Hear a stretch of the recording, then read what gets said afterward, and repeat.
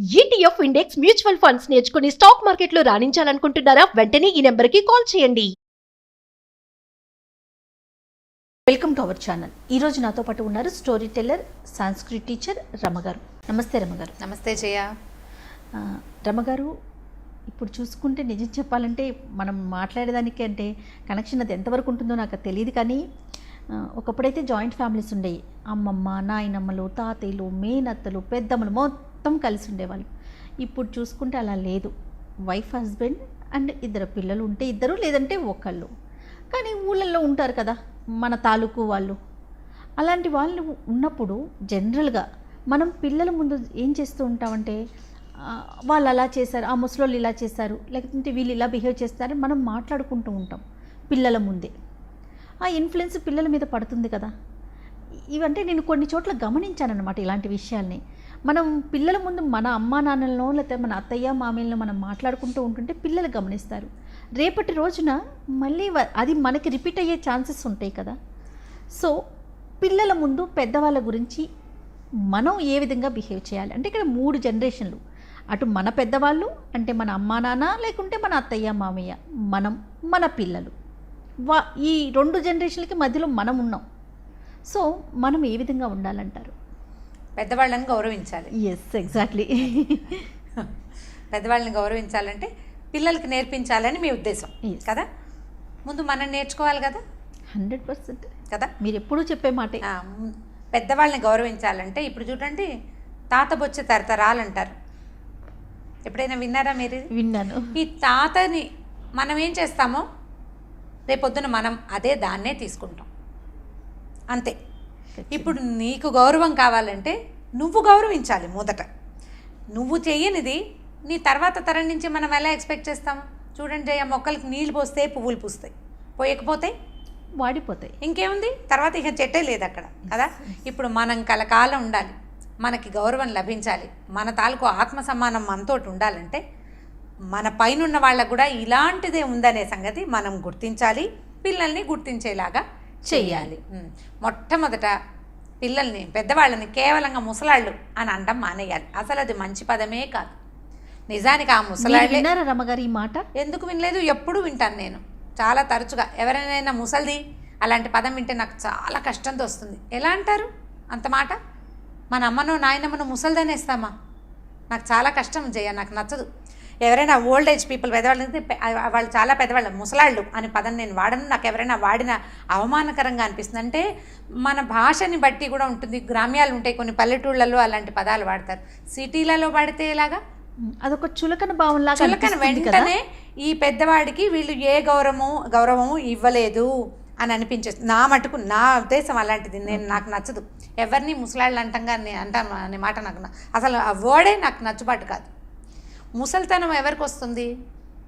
చేతకాని వాళ్ళకి వస్తుంది.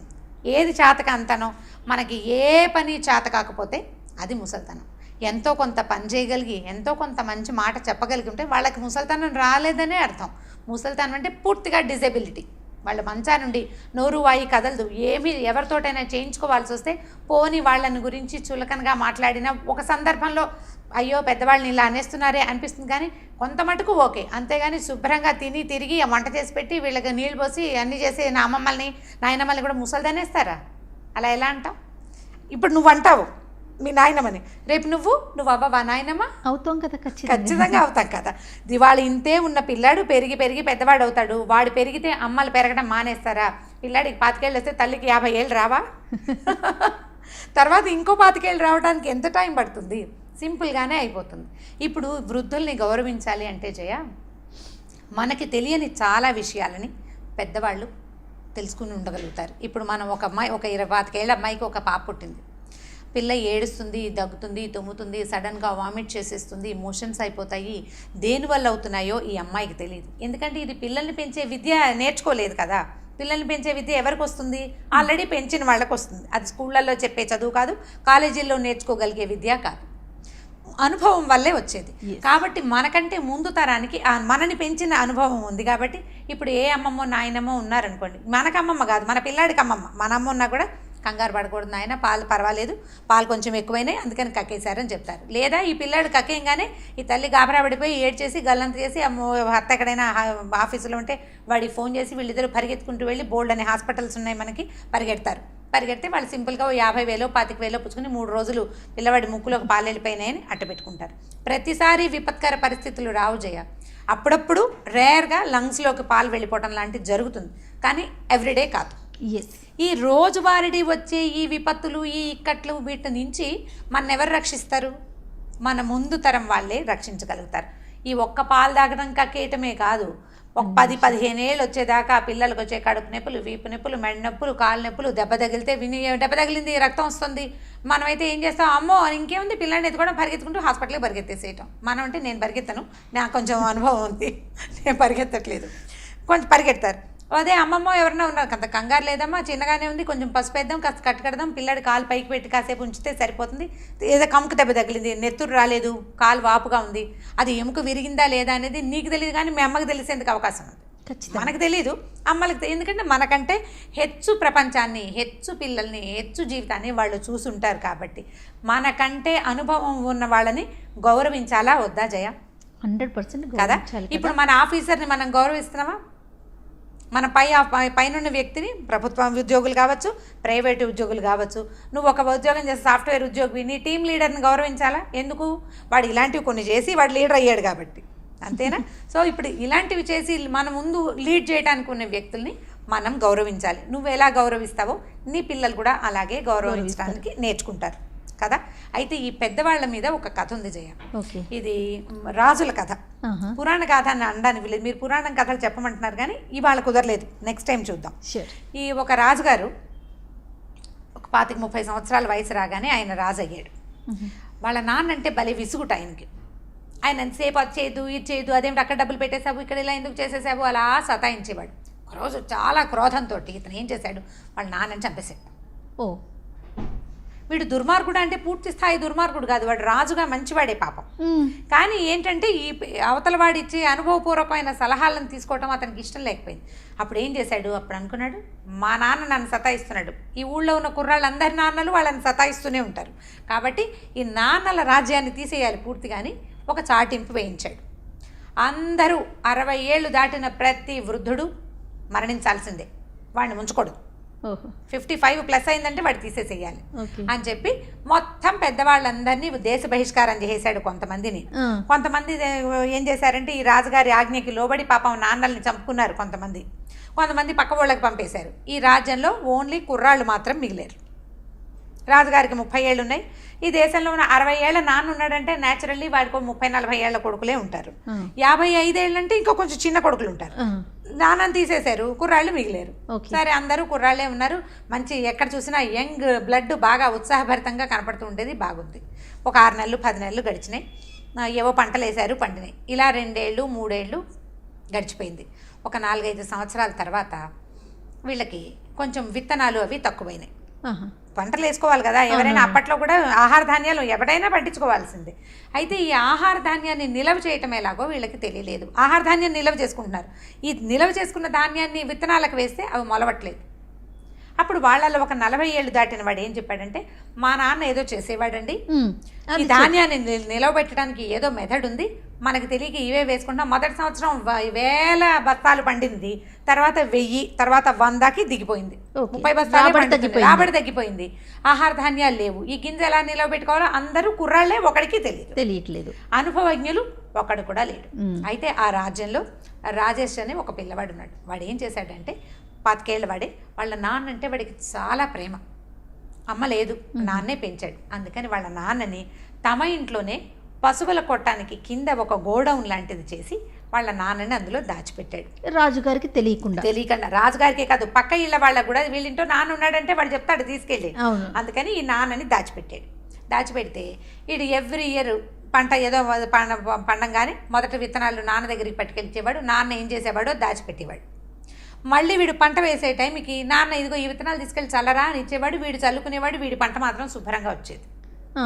ఈ మిగిలిన వాళ్ళంతా గమనించారు, ఏంటి మనకెవరికి పండట్లేదు, మనకెవరికి కూరగాయలు కాయట్లేదు, వీడికి మాత్రం ఎలా కాస్తున్నాయి, వీడు ఏం చేస్తున్నాడు అని అడిగారు. అడిగితే వాడు ఏం చేస్తున్నాడో వాడు చెప్పలేకపోయాడు. ఎందుకంటే వాడికి కూడా తెలియదు వాళ్ళ నాన్న చేస్తున్నాడు ఏం చేస్తున్నాడు. ఒక 2 సార్లు 3 సార్లు వాడిని బాగా ప్రశ్నించి రాజు గట్టిగా దండించాడు. వాడు ఏం చేస్తున్నావో చెప్పకపోతే ఎలా, మా అందరికీ తెలియాలి కదా అనేసరికల్లా వాడు 2 దెబ్బలు పడేసరికి బేజారైపోయి నేను చేయట్లేదండి మా నాన్న చేస్తున్నాడు అని చెప్పేసరికల్లా ఈ నాన్నని మీ నాన్న ఎక్కడ పెట్టావు మీ నాన్న అంటే, మా నాన్న అంటే నాకు చాలా ఇష్టము, నేను దాచిపెట్టాను మా నాన్నని అని విషయం చెప్పేసరికల్లా ఈ నాన్నని తీసుకొచ్చారు పైకి. మరి ఏం చేస్తారు, వీళ్ళకి ఏమి తెలియదు కదా. అప్పుడు ఏం చేశారు, ఏం చెయ్యాలి ఇప్పుడు మేము, మా దగ్గర ధాన్యం లేవు, విత్తనాలు లేవు, తినే ధాన్యమే ఉంది, ఈ ధాన్యం వేస్తే పంట రావట్లేదు. అప్పుడు రాజుగారు ఆయన చెప్పాడండి, ఎంత చక్కటి తెలివైన సలహా చెప్పాడంటే, మీరు ఏటా పంట తెచ్చుకుంటున్నారు కదా ఇంటికి, తెచ్చేటప్పుడు ఒక బండి మీద వేసి తీసుకొస్తారు ఒక రోడ్లోంచి. ఈ రోడ్డు పక్కన ఉన్నటువంటి అంటే ఒకటి మధ్యలో బండి బాట ఒకటి ఉంటుంది, బాటకి పక్కన ఉన్నవన్నీ చక్కగా తవ్వి నీళ్లు చల్లించండి అని చెప్పాడు. బాటని కాదు, బాట పక్కన తవ్వారు అందరు, మొత్తం ఊరంతా అన్ని బాటల పక్కన, అంటే ఎవరింటికి వెళ్ళే బాట పక్కన వాడు తవ్వుకున్నాడు. నీళ్లు చల్లారు. చల్లిన తర్వాత ఒక వారం 10 రోజులు తిరిగేసరికి బాట పక్కన ఉన్నటువంటి అన్ని దారులు శుభ్రంగా మొలకెత్తేసినాయి, చక్కగా మొలకలు వచ్చేసినాయి. మొత్తం ఈ దారి వదిలిపెట్టి పక్కంతా పంట వచ్చిన తర్వాత ఈ పైరు పెరిగింది, దాన్ని జాగ్రత్తగా మేనేజ్ చేసుకున్నారు, తొక్కేయకుండా కోసుకున్నారు. అప్పుడు రాజుగారు అడిగాడు, తాత ఏమిటి ఇందులో కిటుకు అంటే, ధాన్యాన్ని మట్టితో పాటు నిల్వ చేయాలి, గింజని ఆవు పేడ కానీ గేదె పేడ కానీ లేకపోతే మట్టి కానీ కలిపి ఉంచితే దానిలో ఉన్న జీవం నిలిచి ఉంటుంది, మట్టితోటి కలిపితేనే జీవం, లేకపోతే లేదు అని చెప్పాడు. ఇప్పుడు రాజుకి ఏం చెప్పాడంటే, నాయన దీంతో పాటు నీకు ఇంకొక మాట చెప్తాను, తెలివికి అనుభవం కలిసి ఉంటేనే ఏ పనైనా అవుతుంది. నీకు తెలివే ఉంది, అనుభవం లేదు. అనుభవం అంటే మట్టి, అది మీ నాన్న మీ తాత, నువ్వు వాళ్ళని తీసేసావు. మట్టి లేకపోతే గింజలు ఊరికే మొలకెత్తితే కాసేపు 2 రోజులు మొలకొస్తుంది, మనం పెసలు నానబెడతాం, మొలకలు వస్తాయి, చెట్లు వచ్చి మళ్ళీ కాయలు వస్తాయి, అందులో నుంచి ఏం రావు, 2 రోజుల తర్వాత ఎండిపోతుంది.